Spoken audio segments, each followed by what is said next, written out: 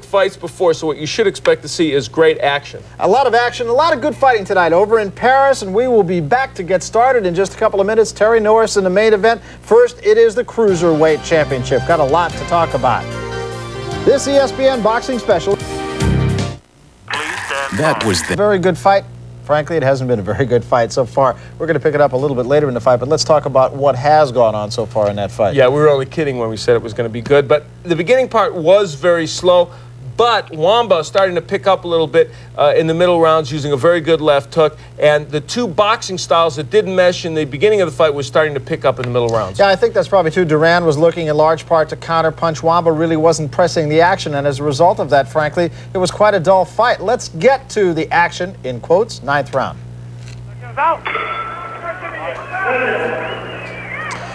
Ninth round, Wamba and Duran. The early lead built up by Wamba. Duran will have to play catch-up. And to do so, I think he's going to have to diversify his attack a little bit. There's just not enough coming from him that would get the job done against Wamba. Wamba, though, has pretty much stopped fighting in the last couple of rounds, yeah, too. he has not been that active. And at the seventh round was an entertaining round. It's that side headlock by Wamba again.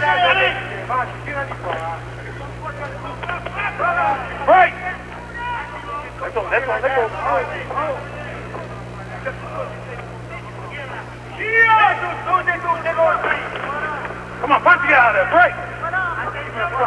Duran missing with those combinations, and he's just not been able to his accuracy level is very poor tonight. Crowd comes alive, but really there wasn't much there.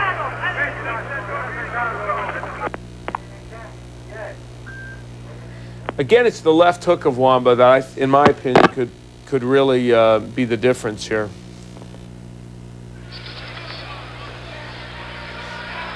But he's not throwing that punch, I think, as much as he might. It's just sort of one punch and a tie-up now, or at least close to a tie-up. There was a combination by Wamba, a rare one. He can land two punches, Wamba. The right uppercut when he gets good distance and the left hook. And he should be doing things to set it up. There it was. Yeah, he threw it from a little too far back, but that way he's just trying to land it anyway. If I was Wamba, I would double jab my way in, then come with either the hook or the uppercut. And I would do that on almost every occasion I could.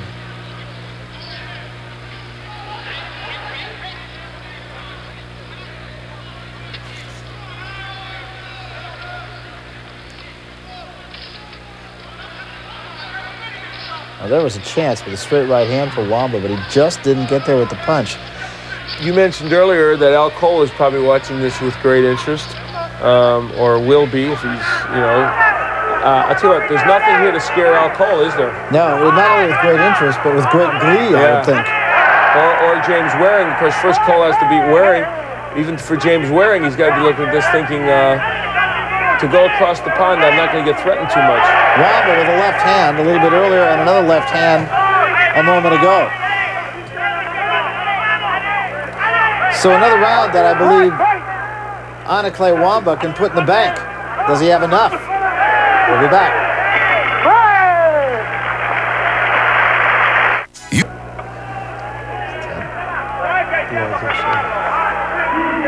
10th round of a scheduled 12-rounder for the Cruiserweight Championship of the World. Anaclet Wamba in the white trunks, Massimiliano Duran of Italy in the yellow trunks.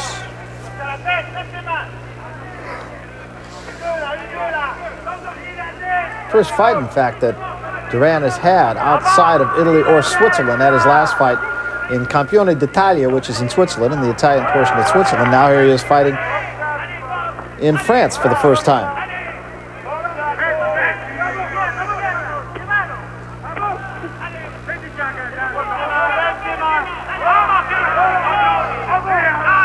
A lot of these rounds have been fairly close, so it's not, well, we would think that Wamba would probably be ahead.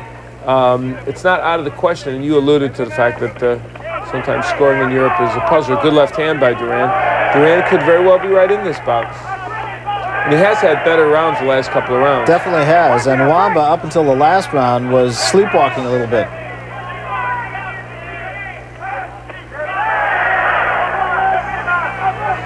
Wamba looks like he could back Duran up anytime he wants, and has been doing it when he wants, but he's been doing it infrequently. Well, you know what it is? Right there was a good example. Wamba, when he follows the jab in, which he should, doesn't really throw punches right after it.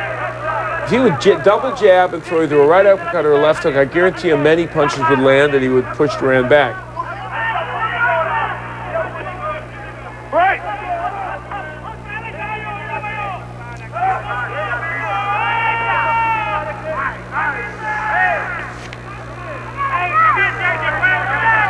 Back in November 1989, Massimiliano Duran fought a guy who will make my all-moniker team, Alfredo Cacciatore.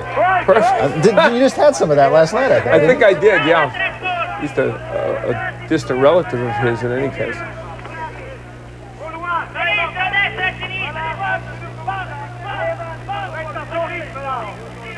The interesting thing about this is both men content to kind of peck away here, not showing any desperation. I would think from Duran's standpoint, especially since he's trying to take the title away from Wamba, you would think he might, at this point, abandon that plan and say, I better go after this.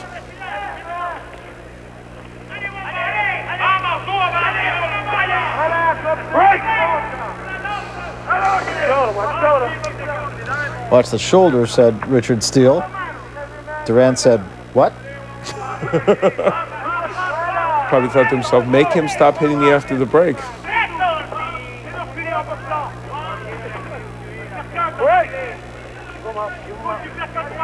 And Duran keeps brushing his eye, thinking, maybe I've been cut. He hasn't. The fight goes on.